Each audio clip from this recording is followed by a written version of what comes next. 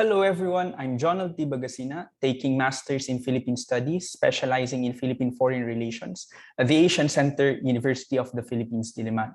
And today I'm going to present my research output under AS 256, International Relations of Southeast Asia and ASEAN, under Dr. Jofe Santa Rita's supervision.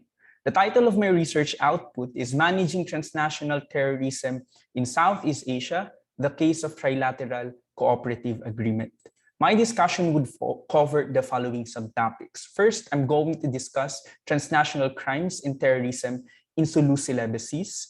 Then, the Trilateral Cooperative Agreement, or TCA, as a mechanism in securing Sulu-Celebes Seas. And lastly, the challenges in effectively implementing TCA to secure Sulu-Celebes Seas from terrorism and transnational crimes. Southeast Asia is not new when it comes to terrorism, as the region is considered as a base for terrorist activities. Since 1990s, Al-Qaeda, a Middle Eastern terrorist group, has established regional offices in the region to hold meetings and plannings in support for global terrorism.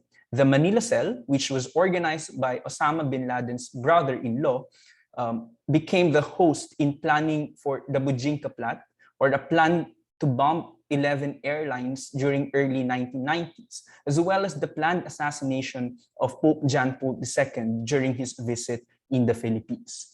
And the operation of Al-Qaeda and its ability to network within local terrorist groups in Southeast Asia was made possible because of the loose border and financial controls that enables the group to transfer, transmit, and launder money. In exchange, terrorist fighters in the region received trainings in Afghanistan and Pakistan to establish their respective groups in parts of the Philippines, Malaysia, Indonesia, Singapore, and the rest of Southeast Asia. Crucial to the operations and networks of these terrorist groups is the Sulu-Celebes Seas, which is a shared maritime area for the Philippines, Indonesia, and Malaysia.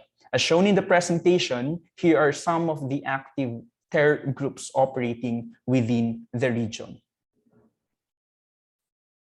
So to give you an idea of how important is Sulu and Celebes Seas, it has a combined approximate size of 900,000 square kilometers that facilitates cross-border movement for international navigation. The sea lane of communication is also considered as a safer route for big tankers compared to the Malacca Strait because of its depth and wideness. And the big tankers coming from East Asia and the Middle East passes through this maritime area.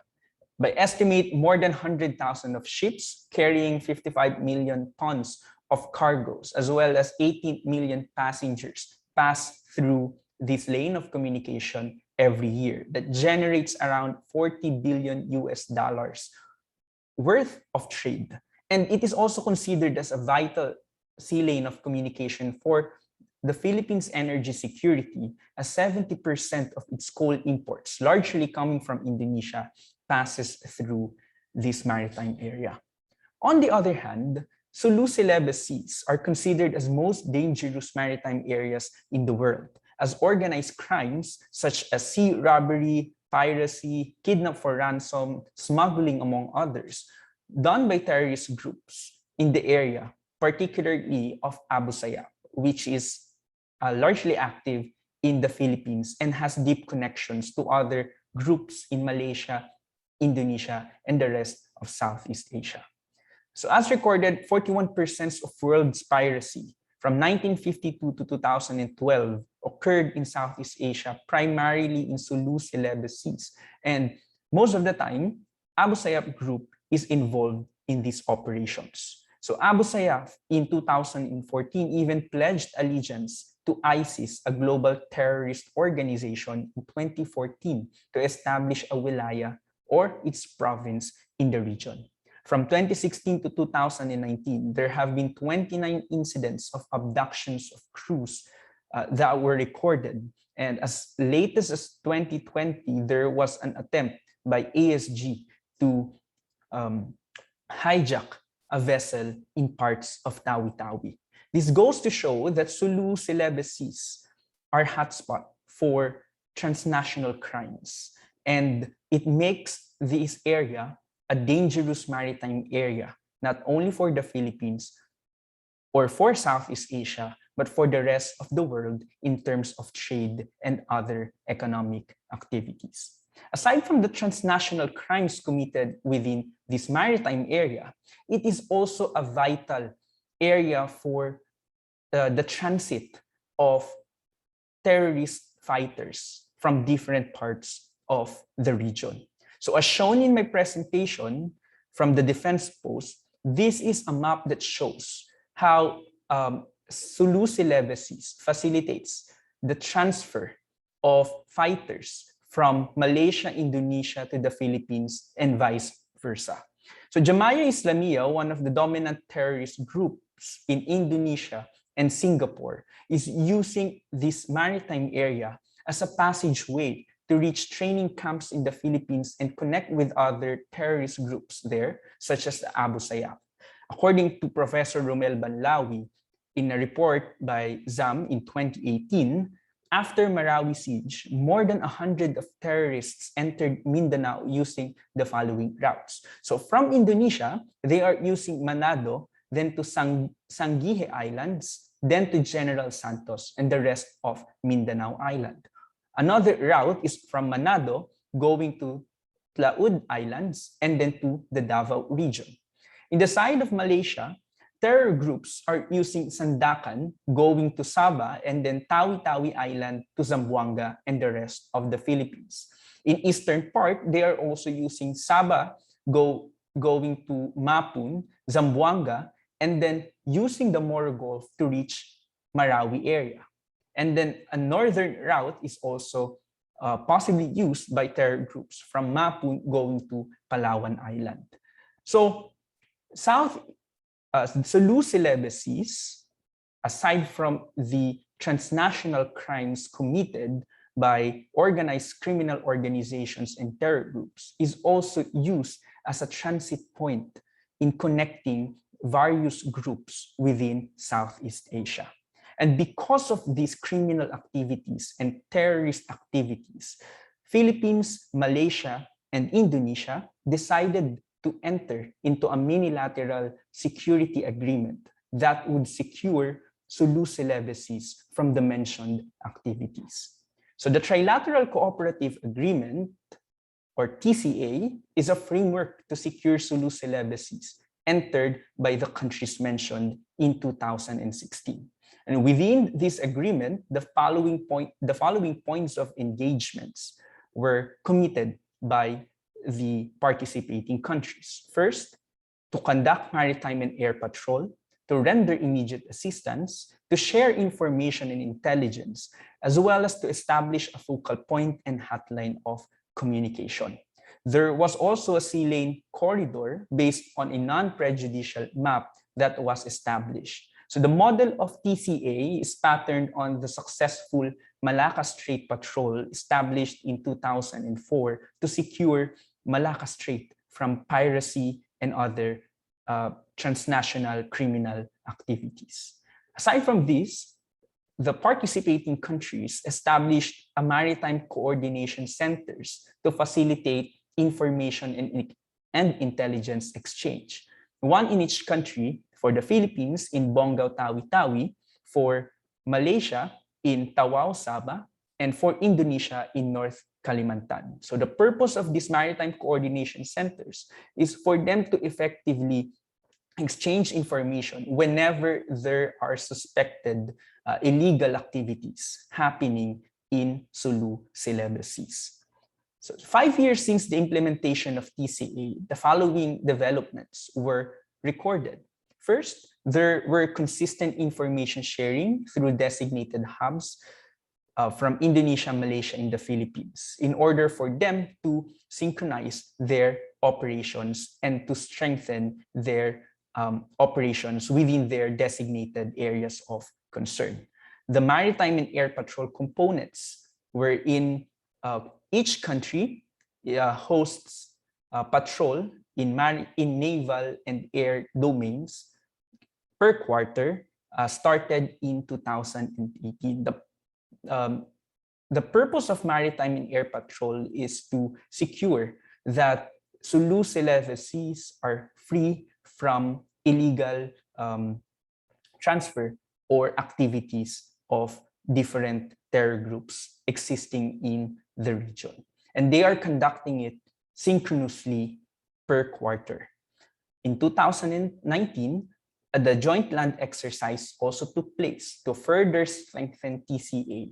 It was held in Taranakan, North Kalimantan in Indonesia. So the purpose of this joint land exercise is also to equip the armed forces of the respective participating countries in operations, training, as well as in information exchange. TCA is not only an agreement that secures the internal defense of the participating countries in responding to the terrorism or terrorist groups' activities, as well as transnational crimes. But TCA is also beneficial in securing the socio-economic activities of the people within this region. Because Sulu-Celebes Seas is also important for the people of Zamboanga, Basilan, Sulu, Tawi-Tawi, and the rest of the people in Sabah and parts of Indonesia, because they engaged in the barter system. Since ancient times, these people have been conducting barter system largely because of their cultural and familial ties. And within this barter system, they exchange rice, noodles, cooking oils, gasoline, and other basic commodities.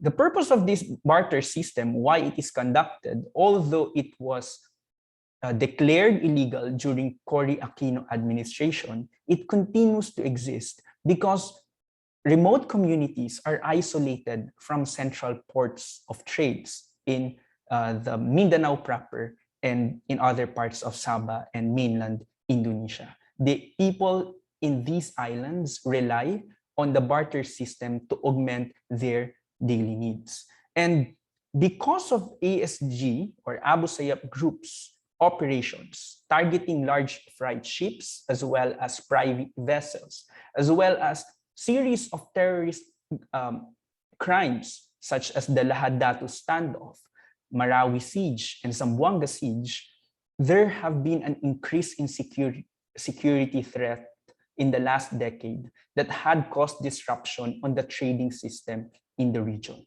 As a result, in 2017, Malaysia blocked barter trade with Filipinos. And this is largely because of the series of kidnapping conducted against Malaysian nationals. And until 2016, the wave of maritime attacks conducted by ASG towards Indonesian and Malaysian nationals continue. To give you a context, Malaysian crews were kidnapped and released after paying 130 million for ransom. And Indonesian tugboat and a barge were also hijacked by two factions of ASG. 7 crews were kidnapped. And according to RICAAP, there have been 10 actual and 6 attempted attacks in Sulu-Celebes Seas in 2016 alone. And based on the report of the Institute for Policy Analysis of Conflicts in 2019, during the time of Gaddafi Janjalani until now, Abu Sayyaf Group have been relying on ransom money in order for them to finance the purchase of their weapons, to support the family of their fighters, and to buy political support from local politicians. So it goes to show that the problem in Sulu-Celebes Seas is not only a defense problem or a terrorism problem, but it is also affecting the socio-economic activities of the people. And because of Malaysia's blockage of the barter system, roughly 20 to 50 million worth of economic loss were recorded among Malaysian traders, while on the Philippine side, around 70% increase in the prices of commodities were recorded. So TCA is instrumental in securing Sulu-Celebes Seas from terrorist activities, as well as in ensuring that socio-economic activities of the people that relies on barter system would be safe from any possible threats. However, there are challenges that the Philippines, Indonesia, and Malaysia needs to address for them to secure Sulu-Celebes Seas and for TCA to be successful on years to come. Among the challenges that needs to be hurdled are the following. First, the lack of equipment and up-to-date systems. It's hard for the countries to monitor 24/7 the operations and the activities within this maritime area, aside from its vastness, is because of the unstable communication, electronics, and information system networks. Also, the surface and air radars to monitor the area are very limited. It is combined with the poor condition of communications and radar systems that are currently in place. So in order for TCA to be successful, there is a serious need for updating and equipping in order for the maritime coordination centers to be more efficient and effective in reporting real-time the activities in Sulu-Celebes Seas. Another challenge that these countries need to hurdle is the unsettled territorial claims. Although they are successful in drawing a map with non-prejudicial clause to enable them to operate TCA, the sensitivity of sovereignty still is a big factor why until now hot pursuit is not yet conducted in any participating country in TCA. Philippines has still claims over Sabah. It became a hot topic during the Duterte administration and the exchanges between the foreign secretaries of Malaysia and Indonesia. Malaysia and the Philippines, sorry. Indonesia and Malaysia standing maritime boundary dispute in Ambalat area is also a concern. So these unsettled territorial claims impact the right of hot pursuit, wherein a navy or the armed force of one country can enter another country's border when it is chasing or actively chasing a terror group within Sulu-Celebes Seas. So to settle territorial claims or disputes would be important for TCA to be fully operationalized, wherein hot pursuit operations can be conducted. The same with the Malacca Strait Patrol. Lastly, poor socioeconomic condition in the region needs to be addressed. There must be a recognition that security threats are results of poor socioeconomic and political conditions. The existence of terrorist organizations and their success in recruiting people is largely fed by the poverty that the communities within this area is experiencing. As recorded, Bangsamoro region has the highest poverty incidence in the Philippines in 2015 and 2018. And poverty makes people susceptible to engage in illegal activities. It is easier for them to be lured to participate in organized crimes and to join terrorist groups in exchange for money or food in order for them to survive. So addressing the poor socioeconomic condition in the region would contribute in the success of TCA and securing Sulu-Celebes Seas. In conclusion, TCA is a positive sub-regional cooperative maritime security mechanism initiated by the Philippines, Indonesia, and Malaysia. It is a recognition that terrorism is a transnational problem that needs transnational solution. And the commencement of TCA further recognizes the need to solve transnational crimes committed within Sulu-Celebes Seas. Second, countries must address the challenges identified in my presentation to ensure the continued success of TCA. Although TCA is still on its infancy stage, it has been 5 years since it was implemented, but these challenges would be a big factor, especially when operations need to be updated and need to be strengthened. And lastly, security threats are results of poor socio-economic and political condition. Individually, the government or the respective governments need to address or come up with internal efforts how they would improve governance, especially local government on the areas concerned.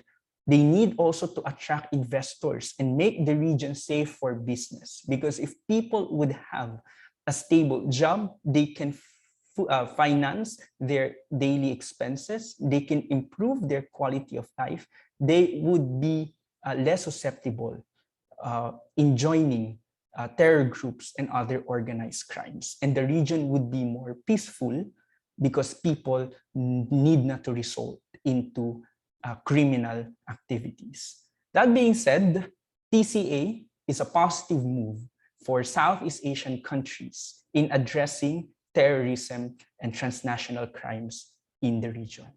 Thank you. So some of my resources are shared on the screen. Again, thank you everyone, and I hope that you've learned from my presentation. Good day.